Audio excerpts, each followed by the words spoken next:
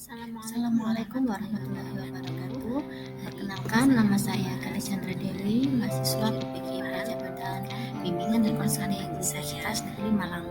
Pada pertemuan kali ini, saya akan membahas mengenai proyek pengembangan pendidikan jurusan Bimbingan dan Konseling Universitas Negeri Malang. Assalamualaikum warahmatullahi wabarakatuh. Perkenalkan, nama saya Kali Chandra Dewi.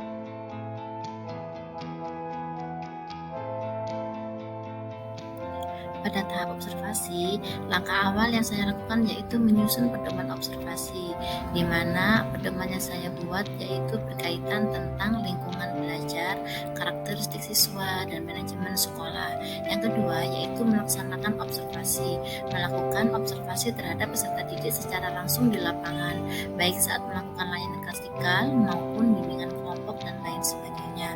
Dan yang ketiga yaitu menyusun laporan hasil observasi, di mana kegiatan ini itu kita memaparkan hasil temuan kita selama observasi terkait karakteristik peserta didik, lingkungan belajar, dan manajemen sekolah, serta tentang tata laksana BK secara keseluruhan di sekolah mitra. Yang selanjutnya yaitu asesmen. Pada langkah yang pertama yaitu menyusun instrumen asesmen, di mana pada tahap ini kegiatan yang saya lakukan yaitu menentukan instrumen apa saja yang digunakan untuk memperoleh data. Yang selanjutnya yaitu merancangkan instrumen yang telah disusun kepada siswa. Yang kedua yaitu menganalisis hasil asesmen. Di sini kita melakukan analisis terkait hasil asesmen yang telah diberikan kepada siswa.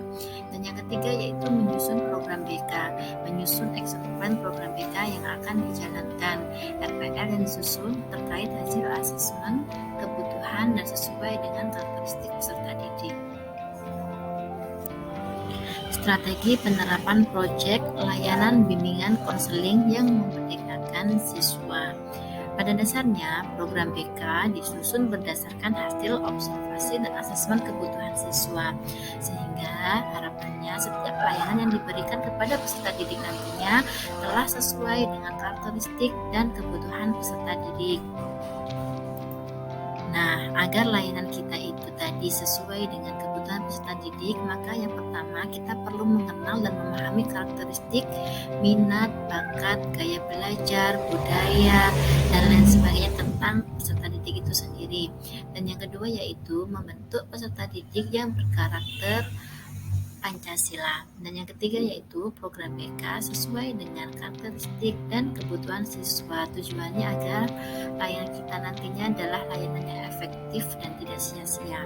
Dan yang keempat yaitu melakukan evaluasi dan langkah tindak lanjut dari setiap kegiatan layanan yang telah kita berikan kepada peserta didik untuk mendapatkan perbaikan-perbaikan terhadap program yang telah kita susun ke depannya.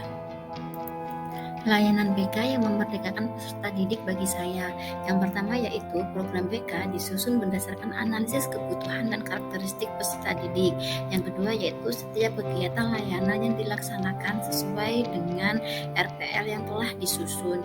Yang ketiga, setiap layanan BK membantu peserta didik dalam mengoptimalkan potensi, bakat, dan minat peserta didik. Yang keempat, setiap layanan BK turut dalam mengembangkan dan menguatkan profil pelajar Pancasila sesuai dengan kurikulum yang berlaku dalam satuan pendidikan.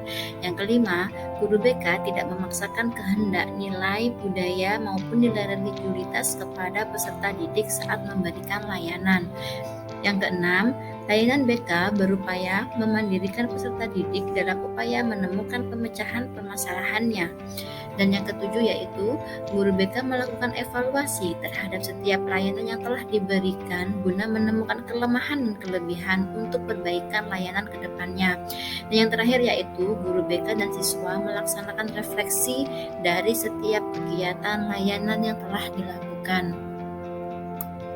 Kegiatan layanan klasikal atau pembelajaran tatap muka satu kali pertemuan di sini waktunya diberi sebanyak 40 menit. Untuk tahap awal atau pendahuluan, saya alokasikan waktu sebanyak 10 menit Untuk aktivitasnya yang pertama yaitu guru BK membuka dengan salam dan berdoa bersama. Yang kedua, guru BK menyampaikan tujuan layanan materi, bimbingan, dan konseling mengenai kenal diri yaitu finding passion. Dan yang ketiga, guru BK menjelaskan langkah-langkah kegiatan, tugas, dan tanggung jawab peserta didik.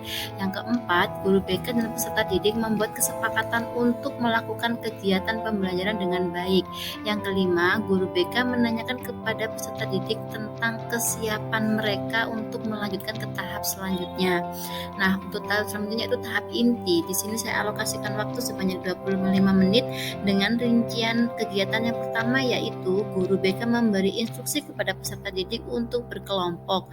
Guru BK memberi kebebasan kepada peserta didik dalam memilih kelompok, bisa menggunakan pola berhitung sesuai absensi ataupun yang lainnya. Yang kedua, guru BK menanyakan tentang pertanyaan pemantik terkait finding passion. Dan yang ketiga, guru BK menjelaskan alur diskusi dan membacakan permasalahan yang harus dikerjakan oleh masing-masing kelompok. Yang keempat, guru BK menginformasikan kontrak waktu penyelesaian tugas. Dan yang kelima, guru BK memantau jalannya proses diskusi kelompok dan menanyakan kepada semua kelompok apabila ada kendala yang mereka hadapi. Yang keenam, guru BK menanyakan kepada setiap kelompok untuk menunjuk juru bicara yang akan mempresentasikan hasil kerja mereka di muka kelas. Dan yang ketujuh yaitu guru BK memilih secara acak setiap kelompok yang akan mempresentasikan hasil kerja mereka. Yang kedelapan yaitu guru BK menginstruksikan kepada kelompok lain untuk memberi apresiasi kepada kelompok yang maju dan juga memberi komentar ataupun tanggapan serta pertanyaan.